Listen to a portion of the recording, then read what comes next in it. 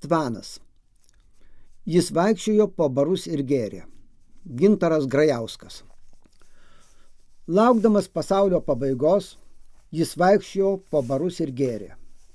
Bet pabaigos kaip nebuvo, taip nebuvo. Įsprausta tarp granito krantinių, upė tekėjo lygiai ir vienodai. Ir net neketino įsilieti.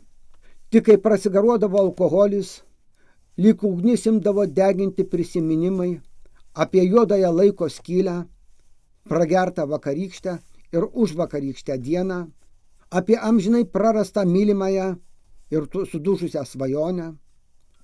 Sudrumstoje sąmonėje tebeskambėdavo baro muzika, nerišlios pokalbių nuotrupos, atsitiktinių sugėrovų balsai, nepakeliami darėsi, pagirūniškai įsiviepiantys jų snukiai, karštligiškai susipildavo likusius lašus ir išmiegodavo iki pietų.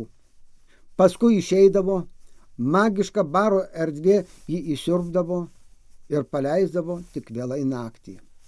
Jis vaikščiojo po barus ir gėrė, godžiai ir daug.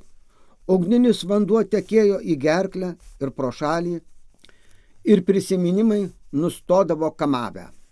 Pasaulio pabaiga galėjo jį išgelbėti, bet upė, įsprausta tarp granito krantinių, tekėjo lygiai ir vienodai ir net neketino maištauti. Prieplaukoje, laukdami triukšmingų turistų, ramiai suposi surūdiję garlaiviai. Pasaulio pabaiga galėjo jį išgelbėti, tačiau artimiausius 100 metų ji tikrai nesirengė ateiti. Dangus buvo tuščias ir perregimas lyg stiklas, be menkiausio debesėlio. Prieplaukoje snaudė garlaiviai, prasigaravus alkoholiui, apnikdavo liūdesys ir šmėklos. Artimiausius 100 metų neturėjo įvykti jokių permainų ir jokių stebuklų.